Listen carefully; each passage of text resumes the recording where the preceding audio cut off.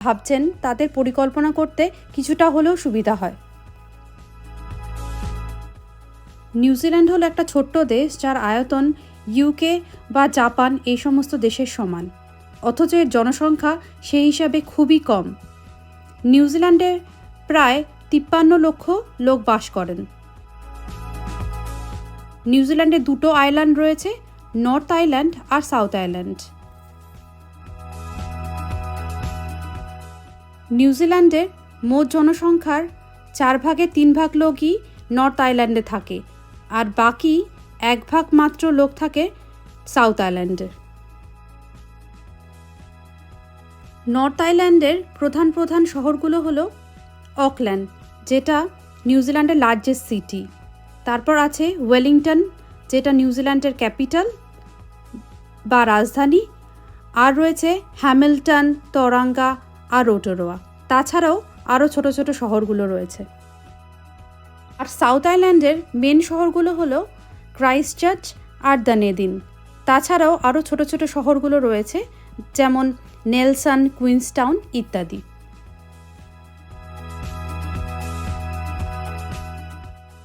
তাহলে প্রথমেই শুরু করছি নিউজিল্যান্ডের সবথেকে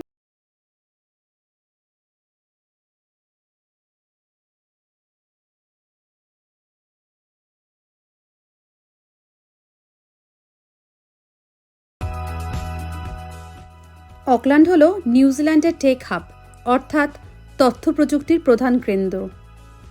আইটি রিলেটেড জব যেমন software development, data science, cyber security, AI, artificial intelligence, যেটা আজকালকার খুবই পপুলার একটা ফিল্ড, এই সমস্ত ফিল্ডে প্রচুর জব রয়েছে অকল্যান্ডে। আপনারা যদি আইটি ব্যাকগ্রাউন্ড থেকে হয়ে থাকেন তাহলে অকল্যান্ডেই সবচেয়ে বেশি জব অপরচুনিটি পাবেন।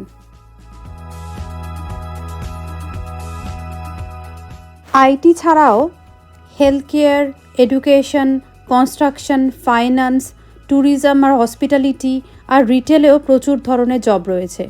এই প্রসঙ্গে হেলথ কেয়ার সেক্টরের কথা আমি প্রধানত বলতে চাই যে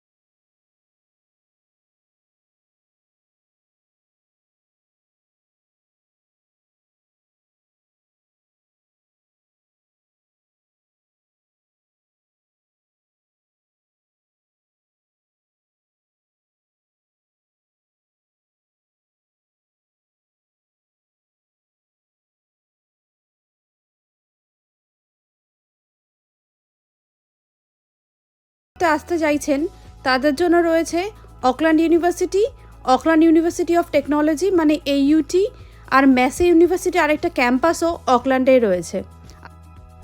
আর তাছাড়া ছোট ছোট ইনস্টিটিউটও অকল্যান্ড সহ নিউজিল্যান্ডের সব শহরেই রয়েছে।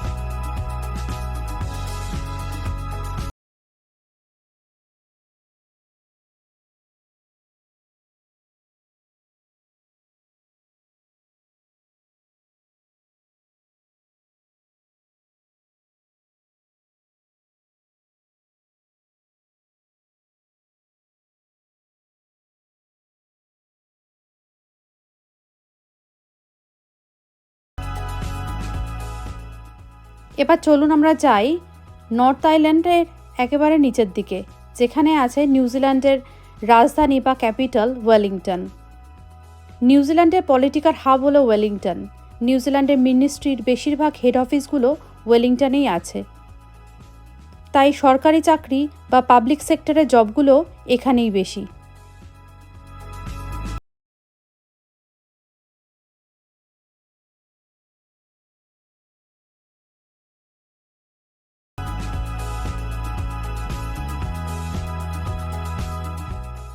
আর এখানেও কিন্তু আইটি আর বিভিন্ন ধরনের কনসালটেন্সিরও প্রচুর জব রয়েছে। ওয়েলিংটনের আরেকটা ইউনিক দিক হলো ক্রিয়েটিভ ইন্ডাস্ট্রি, যেমন ধরুন ফিল্ম, মিউজিক, ডিজাইন, এইসব জবেরও খুব ডিমান্ড রয়েছে। প্রসঙ্গত বলি, হলিউডের বেশ কিছু বিখ্যাত সিনেমাগুলো যেমন Lord of the Rings, King Kong, Avatar, এগুলো ওয়েলিংটন ফিল্ম ইন্ডাস্ট্রিরই বড় ভূমিকা রয়েছে। এ সমস্ত সিনেমার শুটিংও নিউজিল্যান্ডের বিভিন্ন জায়গায় হয়েছে। ওয়েলিংটনের কফি কালচার খুবই বিখ্যাত, তাই ক্যাফে, রেস্টুরেন্ট, হোটেল, এই সমস্ত জায়গায় হসপিটালিটি সেক্টরেরও প্রচুর জব রয়েছে। আর যারা ওয়েলিংটনে পড়তে আসার কথা ভাবছেন বা পড়তে আসছেন, তাদের জন্য ভিক্টোরিয়া ইউনিভার্সিটি অফ ওয়েলিংটন আর ওয়েলিংটন ইনস্টিটিউট অফ টেকনোলজি তো আছেই।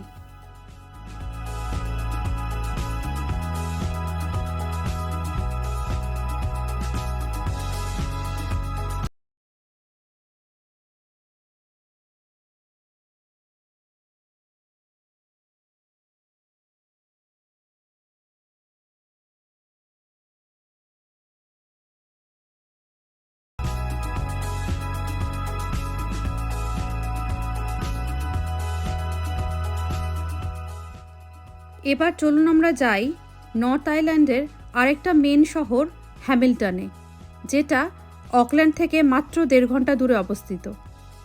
হ্যামিল্টন হলো একটা ম্যানুফ্যাকচারিং হাব, যেখানে ফ্রুট প্রসেসিং, ইঞ্জিনিয়ারিংয়েরও প্রচুর জব রয়েছে। তাছাড়া হ্যামিল্টনের এগ্রিকালচার সেক্টরেরও প্রচুর জব, যেমন ডেয়ারি ফার্মিং, হর্টিকালচার, এই সমস্ত সেক্টরেও প্রচুর জব রয়েছে। ডেয়ারি কোম্পানির বড় বড় ম্যানুফ্যাকচারিং প্ল্যান্টগুলো হ্যামিল্টন বা তার আশেপাশেই অবস্থিত।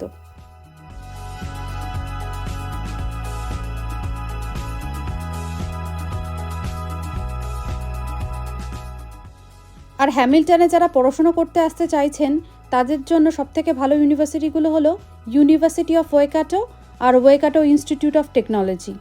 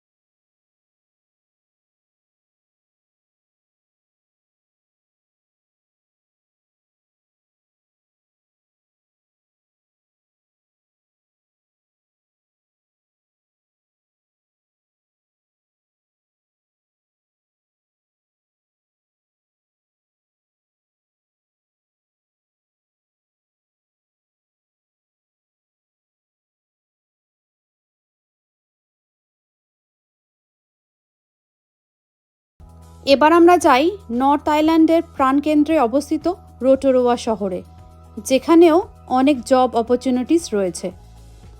রোটোরোয়া হলো মাওরি কালচারাল হেরিটেজের জন্য খুবই পপুলার।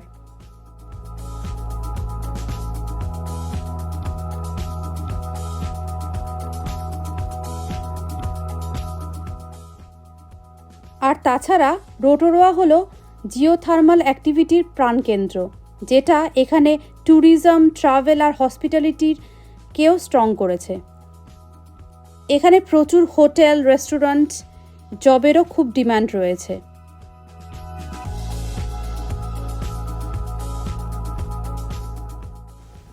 রোটোরোয়ায় আরেকটা পপুলার ইন্ডাস্ট্রি হলো ফরেস্ট্রি আর উড প্রসেসিং। যেহেতু রোটোরোয়ায় বড় বড় বন জঙ্গল রয়েছে, সেখানে প্রচুর পরিমাণে কাঠ উৎপাদন হয়, তাই কাঠ রিলেটেড বহু ইন্ডাস্ট্রিও এখানে রয়েছে।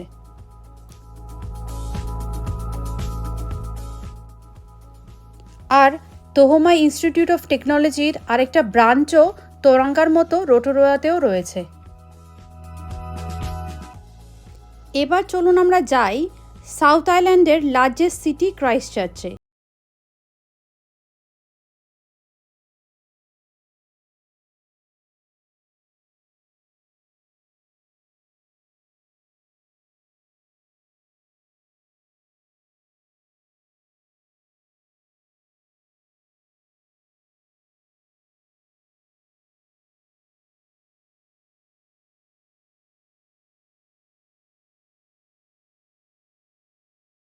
তৈরি করেছে।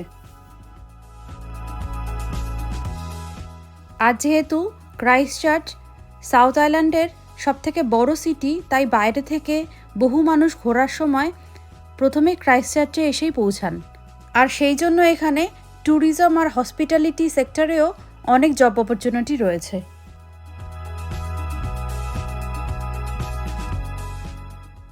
যারা ক্রাইস্টচার্চে পড়াশোনা করতে আসছেন, তাদের জন্য ইউনিভার্সিটি অফ ক্যান্টারবেরি তো আছেই। আর তাছাড়া আরা ইনস্টিটিউট অফ টেকনোলজিও খুব পপুলার।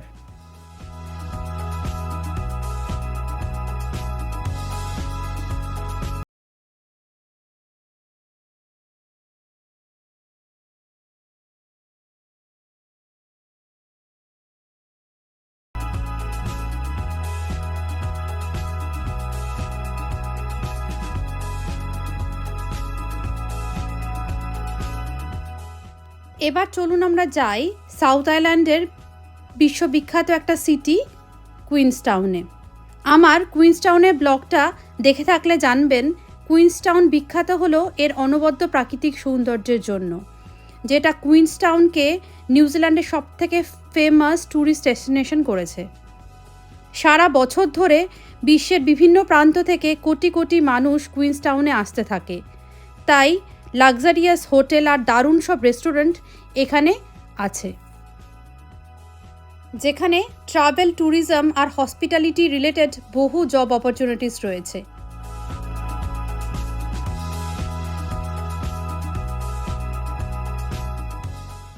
তাছাড়াও কুইন্সটাউন হলো নিউজিল্যান্ডের অ্যাডভেঞ্চার ক্যাপিটাল, যেখানে বিভিন্ন আউটডোর অ্যাক্টিভিটিস যেমন বাঞ্জি জাম্পিং, জেট বোটিং সহ আরও রিক্রিয়েশনাল জব অপরচুনিটিরও প্রচুর সুযোগ রয়েছে। তাহলে আমরা নিউজিল্যান্ডের বিভিন্ন শহরগুলোর জব অপরচুনিটিস সম্পর্কে জানলাম। আর আরেকটা গুরুত্বপূর্ণ তথ্য হলো, যারা হাইলি কোয়ালিফাইড তাদের জন্য আইটি সেক্টর, ইঞ্জিনিয়ারিং সহ অনেক জব তো আছেই, কিন্তু যারা সেরকম কোনো এক্সপিরিয়েন্স নেই বা এডুকেশন ব্যাকগ্রাউন্ড সেরকম স্ট্রং নয়, তারাও ইন্ডিয়া, বাংলাদেশ থেকে আসে কনস্ট্রাকশন ফিল্ডে কাজ করার জন্য।